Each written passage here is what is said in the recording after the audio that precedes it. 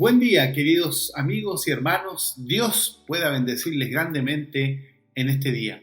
Vamos a continuar entonces en esta ruta de la Escritura por este camino que nos lleva al capítulo número 13 del Evangelio de Mateo.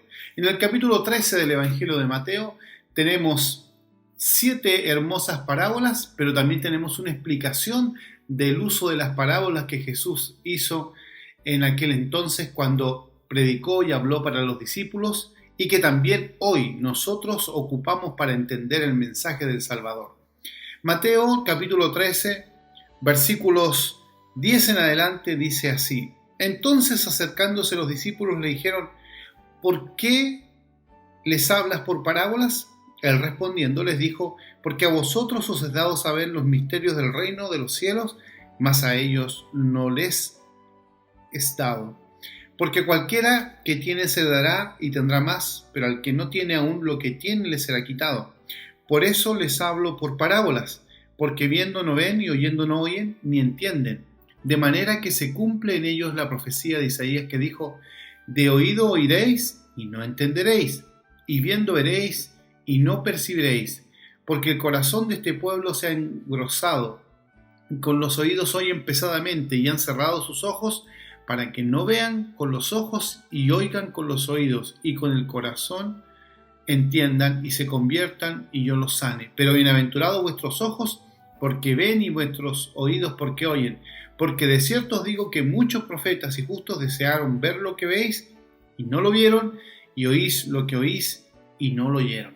Bueno, venimos saliendo del capítulo 12, donde el Señor Jesús tuvo una confrontación con líderes fariseos, con varias situaciones especiales que ya fueron analizadas, pero que la gente pedía señales y la gente no entendía muchas veces las señales. Si habían señales reclamaba, si no habían señales también reclamaba. Pero ahora cuando Jesús habla del reino de los cielos, especialmente en este capítulo, hay gente que no entiende el mensaje, hay gente que no entiende el porqué de estas parábolas. Bueno, el Señor Jesús nos deja una explicación interesante porque habla de aquellos que sí entenderán estas parábolas, de aquellos que serán bienaventurados porque sus ojos serán abiertos, porque ellos entenderán estas verdades del reino de los cielos.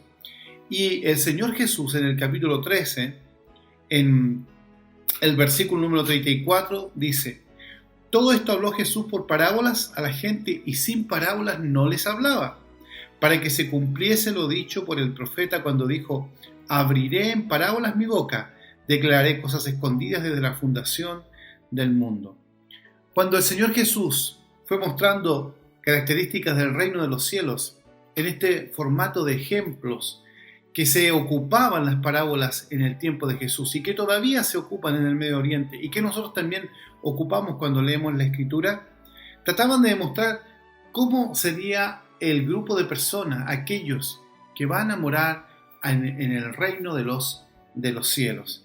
Cuando el Señor Jesús termina este capítulo, después de hablar de la parábola del sembrador, después de hablar del trigo y la cizaña, después de hablar de la semilla de la mostaza, de la parábola de la levadura, después de explicar un poquito acerca de la perla de gran precio, de la red, el Señor Jesús concluye todo este capítulo diciendo grandes verdades. Aconteció que cuando terminó en el verso 53, Jesús estas parábolas se fue de allí, y venido a su tierra les enseñaba en la sinagoga de ellos de tal manera que se maravillaban y decían: ¿de dónde tiene esta sabiduría y estos milagros?